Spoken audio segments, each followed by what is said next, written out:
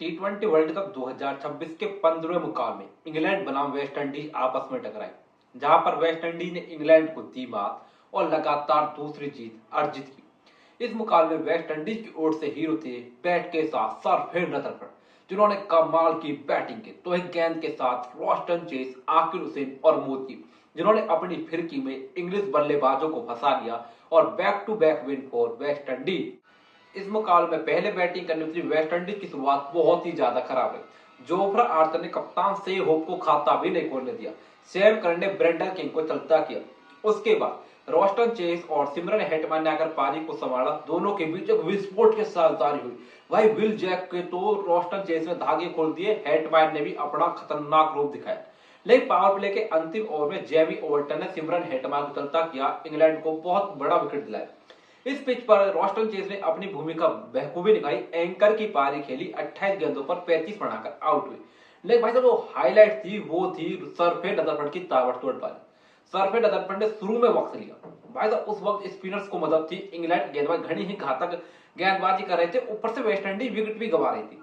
लेकिन भाई साहब, सेट होने के बाद सरफेज रदरफोर्ड ने आग लगा दी। 76 रन की नाबाद पारी खेली। होल्डर ने बेखूबी साथ दिया, 17 गेंदों पर 33 रन कोट दिए। वेस्ट इंडीज 20 ओवर में 196 तक पहुंच गए। इंग्लैंड की ओर से गेंदबाजी बात करते भाई आदिल रशीद ने कमाल की गेंदबाजी की। 4 ओवर 16 रन और 2 शिकार की।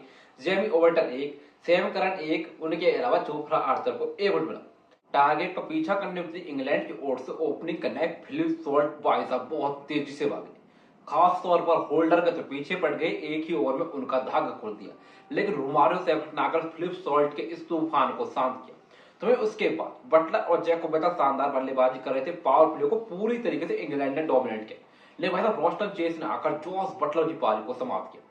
तो उसके बाद हमें मोती का शो देखने को मिला। भाई साहब, गुलूकेस मोती से पहले तो टॉम बेंटन को 2, उसके बाद खतरनाक दिखाया जैकोब बेथल को 33, कप्तान हैरी ब्रूक को 17 रन पर तलता गया। मोती के इन 3 विकेटों से पूरी तरीके से अब वेस्ट इंडीज हावी हो चुकी थी। इंग्लैंड की एकमात्र उम्मीद थी, वो थी सैम करन। भाई साहब, सैम करन एक लॉन बॉलर की तरह वेस्ट इंडीज के गेंदबाजों के साथ लड़ रहे थे, लेकिन भाई साहब उनकी टाइमिंग नहीं हो पा रही थी। अंत में आकर जो वो होल्डर ने यॉर्कर मारी, सरफेज ओ समार जोजब की यॉर्कर से, मतलब पूरी तरीके से सैम करन एक आध छक्का चौका लगा रहे थे, लेकिन पूरी तरीके से खुलकर बल्लेबाजी नहीं कर रहे थे। लेकिन भाई साहब, सैम करन भी एक छोर पर खड़े रह गई जब समार जोजब ने आदिल रशीद को आउट किया। इंग्लैंड की टीम 166 रन पर ढेर हुई। वेस्ट इंडीज ने मुकाबले को 30 रन से जीत लिया।